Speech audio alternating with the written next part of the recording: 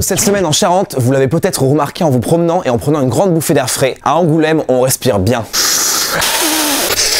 L'association qui surveille la qualité de l'air dans la région nous place presque sur le podium avec 315 jours d'indice très bon à bon. Pour comparer, Bordeaux est à 280 jours. Les losers.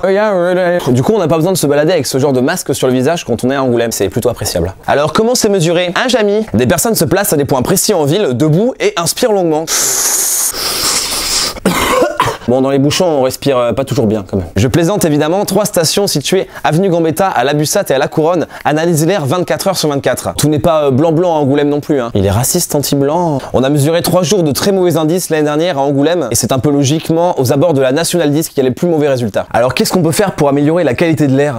Le mieux c'est encore de rouler à bicyclette. Allez, joli jumper.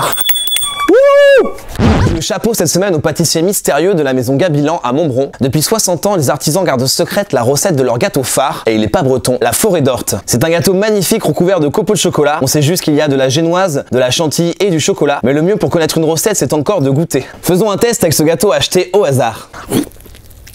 Alors déjà, il y a du sucre, je pense. Stanislas Durand n'a pas eu besoin de ça. L'ancien chef pâtissier du domaine des étangs de Massignac a été mis dans le secret la semaine dernière. Il reprend ainsi un commerce qui a été ouvert en 1957. Et j'avais moins de 33 ans à l'époque, pas très grand, hein. On ne sait pas si la transmission s'est faite oralement ou bien si la recette était écrite sur un grimoire. Attends, il y a des œufs dans les crêpes? Ah, j'ai trouvé l'ingrédient secret de Montbron, c'est le...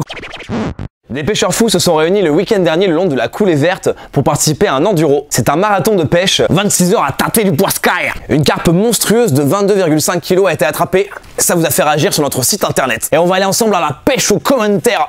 Ah, j'en ai un gros là. Ah. On commence avec le commentaire de Reaction Man, un habitué du site. Il a peur pour ses vieux jours puisqu'il nous dit: quand je vois cette photo, je me dis que la vieillesse ce n'est quand même pas très beau, souvent on prend du ventre. Je vois pas ce que tu veux dire, Reaction Man. Putain, j'ai bien mangé moi. Et on passe à Pimpin qui aime la poudre de Perlimpinpin. Le renard est un grand consommateur de campagnols, limitant ainsi le rôle ravageur vis-à-vis des céréales et des prairies.